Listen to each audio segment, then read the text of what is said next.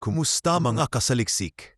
Ang presyo ng digmaan na inilunsad ni Vladimir Putin ay isinulat na sa dugo ng kanyang sariling mga mamamayan. Sa pinakahuling ulat na inilabas ng Center for Strategic and International Studies, CSIS, tinatayang nasa 750,000 sundalong Ruso na ang naging casualty mula nang simula ni Putin ang pananakop sa Ukraine noong Pebrero 2022. Ang bilang na ito ay kinabibilangan ng mga napatay, nasugatan at nahuli sa laban. Sa naturang bilang, humigit kumulang 250,000 ang pumanaw sa aktwal na labanan sa mga teritoryong Ukrainian. Ayon sa ulat ng Kyiv Independent na isinapubliko noong ika-4 ng Hunyo, hindi pa rin tumitigil ang Kremlin sa pagpapatupad ng mga lumang estratehiya sa kabila ng napakataas na bilang ng mga kaswalti. Sa halip na ayusin ang taktika sa larangan ng digmaan, mas pinili ni Putin na umasa sa human wave assault strategy, isang paraan ng pagsalakay kung saan padalos-dalos at sunod-sunod na ipinapadala ang mga sundalo upang ubusin ang depensa ng kalaban. Bagaman sa 3 taon ng digmaan, ay sinasabing nakakuha ng 20% ng teritoryo ng Ukraine ang Russia. Karamihan dito ay nasakop sa unang mga linggo pa lamang ng pagsalakay bago pa sila napatalsik pabalik. Mula Enero 2024 hanggang sa kasalukuyan, batay pa rin sa datos ng CSIS, 1 lamang na porsyento ng karagdagang teritoryo ng Ukraine ang kanilang nakuha. Ibig sabihin, sa loob ng mahigit 1 taon, ang bilis ng pag-usad ng mga puwersa ng Russia ay katumbas lamang ng tinatayang 164 na square feet kada araw, isang kalunos-lunos na estadistika kung ikukumpara sa bilang ng mga sundalong ibinubuwis nila kada araw. Mula 1,000 hanggang 1,200,000, habang ang mga numero ay patuloy na umaakyat, lalong nabubunyag ang lalim ng pinsala, hindi lamang sa militar, kundi sa mismong lipunang Ruso. Lumalabas sa ulat ng parehong CSIS at Ministry of Finance ng Ukraine na noong nakaraang mga buwan pa ay lumampas na ang Russia sa markang 750,000 kaswalti. Sa kasalukuyan, tinatayang nasa 772,750 sundalo na ang nawala sa panig ng Russia. At kung magpapatuloy ang average loss na 1,000 kada araw, maaaring umabot sa 1,000,000 ang casualty figure sa loob ng 9 hanggang 50 araw. Sa karagdagang pagsusuri ng The Economist, napatunayan din na lumampas na ang Ukraine War sa lahat ng naitalang casualty figures ng Russia mula pa noong ikalawang digmaang pandaigdig. Sa 10 taong pakikidigma ng dating Soviet Union sa Afghanistan, tinatayang 15,000 lamang ang nasawi. Sa madaling salita, 66 na beses na mas nakamamatay ang digmaan sa Ukraine kaysa sa buong dekadang kampanya sa Afghanistan. Kahit pa 3 taon pa lamang ito tumatagal. Hindi rin nagkakaisa ang iba't ibang organisasyon sa aktwal na bilang ng mga namatay. Ayon sa Mediasona at Russian service ng BBC, hanggang Mayo 26, nakumpirma nila ang pagkamatay ng 109,625 sundalong Ruso. Subalit, binigyang diin ng mga mamamahayag na ang bilang na ito ay base lamang sa mga kumpirmadong ulat mula sa mga obituary, lokal na ulat ng media, at opisyal na pahayag ng mga otoridad. Malaki ang posibilidad na libu-libo pang pagkamatay ang hindi na itala o natago mula sa publiko. Sa karagdagang pagsisiyasat ng The Economist, nakasaad na hanggang katapusan ng 2024, nasa 165,000 sundalong Ruso na ang namatay batay sa probate records para sa excess deaths. Sa unang kalahati ng 2025 pa lamang, may karadagang 70,000 nasawi na ang idinagdag sa mga rekord, na lalong nagpapatibay na malapit na sa 250,000 kamatayan ang kabuuang bilang. Bukod pa rito, ang rasyo ng malubhang na sugatan kumpara sa mga namatay ay 4-1, ayon pa rin sa The Economist. Dahil sa sobrang tindi ng mga sugat at kakulangan sa maayos na serbisyong medikal, tinatayang 4 na sundalo ang nasusugatan ng matindi sa bawat isa na namamatay. Kaya kung 250,000 sundalo na ang namatay, Maaari nang umabot sa 1 milyong kaswalti ang kabuuang bilang kapag isinama ang malubhang sugatan. Pinalalalim pa ang krisis ng katotohanang hindi lamang mga pinsala mula sa labanan ang dahilan ng kamatayan. Ayon sa historical analysis ng The Economist, sa mga modernong digmaan gaya ng digmaan sa Congo mula 1978 hanggang 2003, milyon-milyong namatay dahil sa gutom, sakit at persekusyon. Ang parehong prinsipyo ay maaaring mangyari sa Ukraine, na maraming hindi na italang pagkamatay ang sanhi ng mga sekundaryang salik tulad ng aksidente, kahirapan sa mga sinakop na lugar at iba pang indirect casualties. Ang lahat ng estadistikang ito ay nagbibigay liwanag sa isang katotohanan. Bumabagsak ang puwersa ng Russia sa digmaan hindi dahil sa kapangyarihan ng kalaban, kundi dahil sa kanilang sariling estratehiya. Sa kabila ng napakalaking bilang ng mga nasawi, sugatan at nawawala, tila walang intensyon ang pamahalaang Ruso na baguhin ang kursong tinatahak nito. Sa halip, patuloy ang pagsugal ng buhay ng mga sundalo kapalit ng halos walang halagang tagumpay sa teritoryo. Habang patuloy na lumalalim ang digmaan sa Ukraine, lalo ring tumiindi ang pagkadismaya ng mundo sa istilong ng pamumuno ni Vladimir Putin. Hindi na bago sa sinumang sumusubaybay sa labanan ang pagwawalang bahala ng Kremlin sa kalagayan ng sariling mga sundalo. Sa mga impormasyong na ilahad ng Kyiv Independent, BBC at The Economist, malinaw na binibigyang katuwiran ni Putin ang kanyang matinding pananaw. Ang buhay ng isang sundalo ay kapalit lamang ng lupaing nais niyang sakupin. Ayon sa mga sundalong Ukrainian na nasa harapan ng labanan, kapansin-pansin na kahit ang mga sundalong sugatan mula sa panig ng Russia ay hindi pinapahintulutang magpahinga o gumaling. Sa halip, muli silang ipinapadala sa harap ng gyera kahit pa hindi pa sila ganap na nakaka-recover.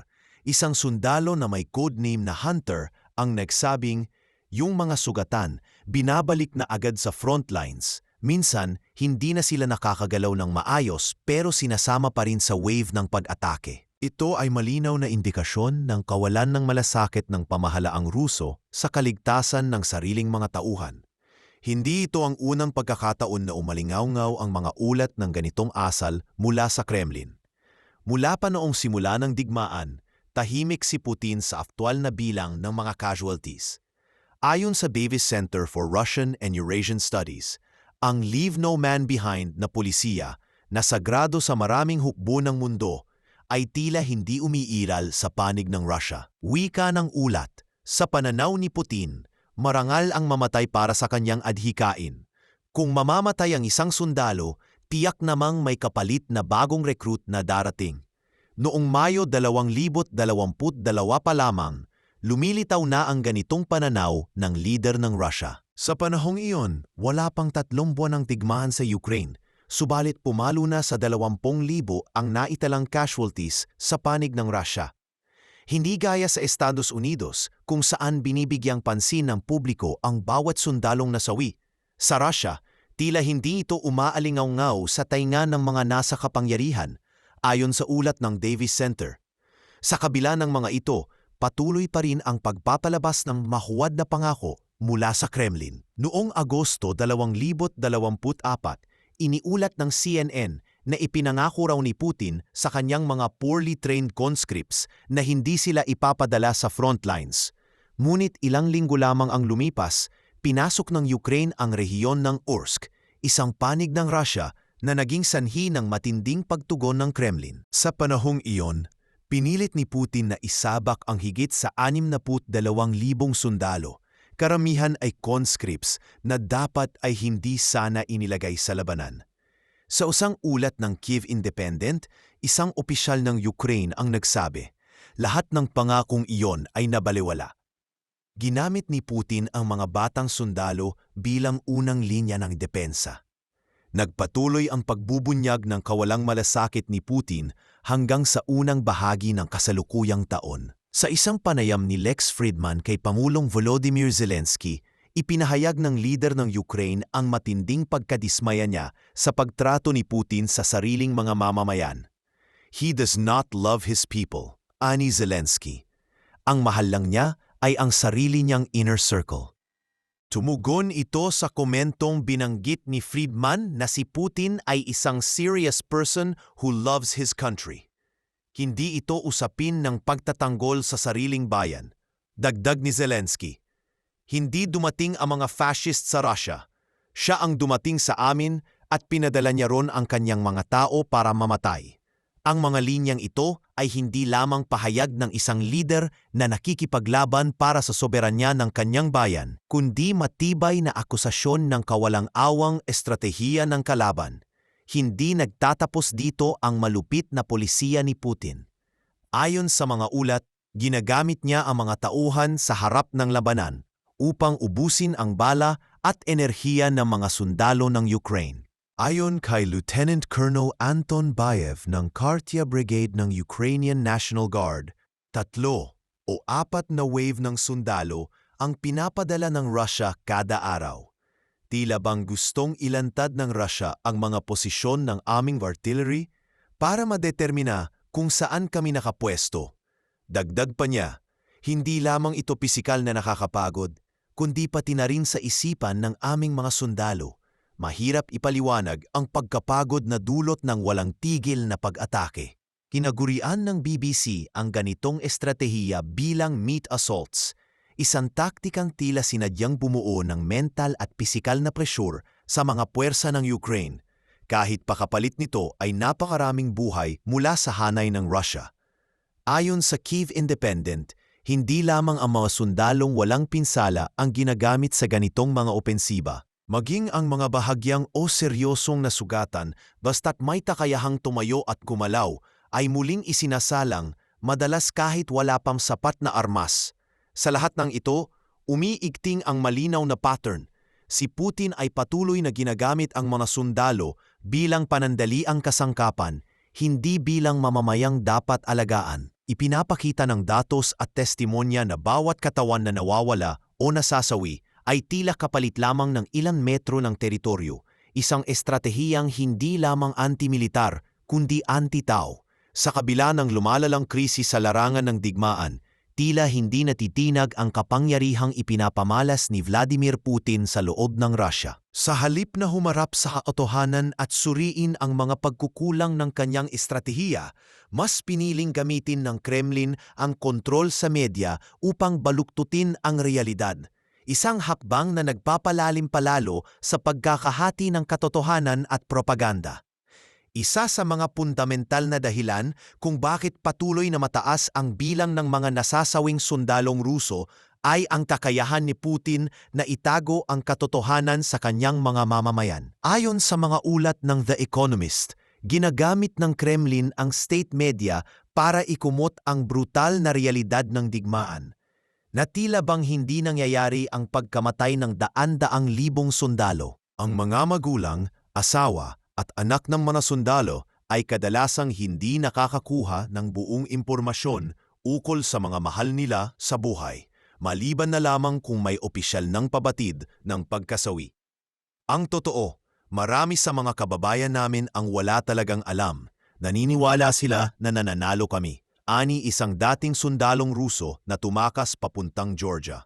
Wala silang ideya kung gaano karaming bangkay ang naiuwi o naiwan sa Ukraine. Ang ganitong uri ng manipulisasyon ay hindi magagawa kung wala si Putin sa isang posisyong diktatorial. Ayon sa The Economist, bilang isang de facto dictator, hawak ni Putin ang buong kontrol sa daloy ng impormasyon.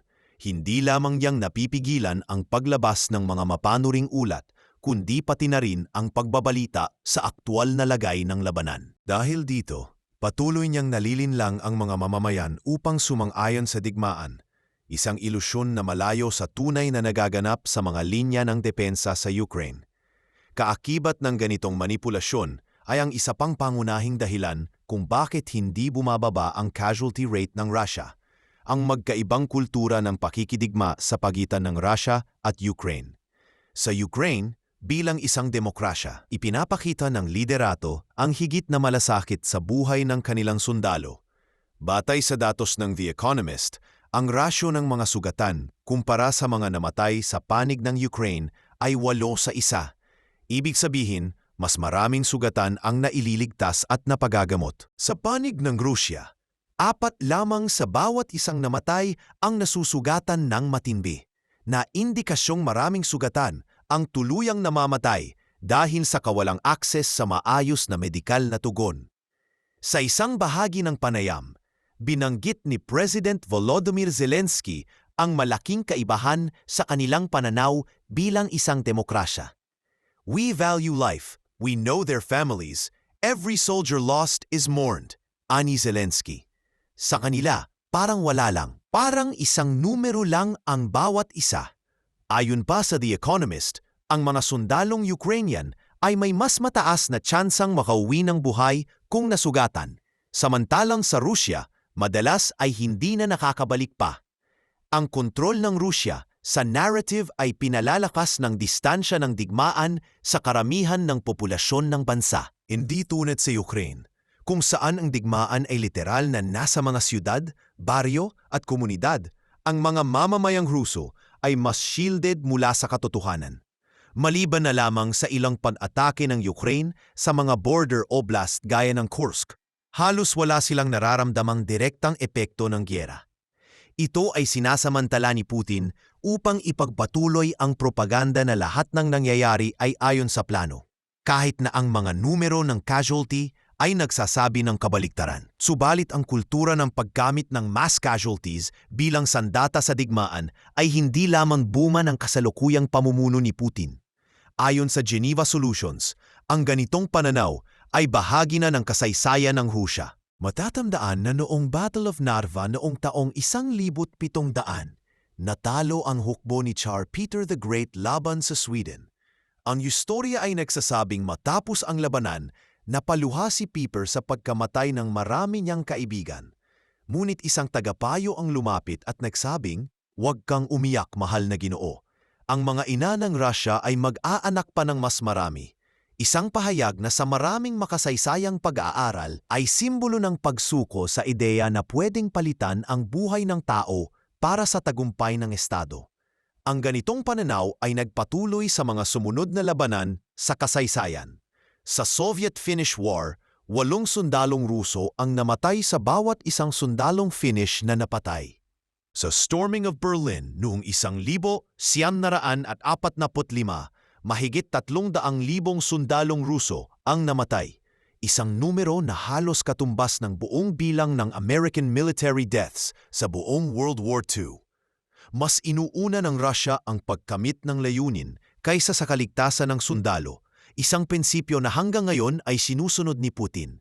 Sa kabila ng malinaw na pagkalugi, nananatili ang kampanya ng Kremlin para sa tuloy-tuloy na recruitment. Ayon sa Kyiv Independent, nagre-recruit pa rin ang Russia ng 30 hanggang 40,000 sundalo kada buwan, kadalasang mula sa mga mahihirap na lalawigan, gamit ang mga insentibong malalaking halaga, gaya ng signing bonus na $15,000 at compensation na umaabot sa $240,000 kung mamatay. Napipilitang pumasok sa serbisyo ang mga lalaking may pamilya at walang ibang mapagkakakitaan. "Wala naman akong ibang alam gawin," ani Andrei, isang recruit mula sa rehiyon ng Ural na nakausap ng The Economist. "Yung 3 anak ko, kailangan kumain. Kung sakali man, at least mababayaran ang pamilya ko." Ito ang matinding realidad sa ilalim ng sistema ni Putin. Ang buhay ng sundalo ay pinapresyuhan, hindi pinapahalagahan. Habang unti-unti nang nauubos ang liquid reserves ng Russia, bumaba na sa $31 bilyong mula sa $117 bilyon noong 2021, hindi ito nagpapakita ng indikasyong titigil si Putin. Gaya ng sabi sa ulat ng Business Insider, kahit kapusin ang budget, mananaili si Putin sa gyera. Dahil sa kita mula sa langis at gas at sa isang ekonomiyang nakaangkla na mismo sa digmaan, itutuloy niya ang madugong estratehiya kahit pa buong populasyon ng Russia ang maging kabayaran.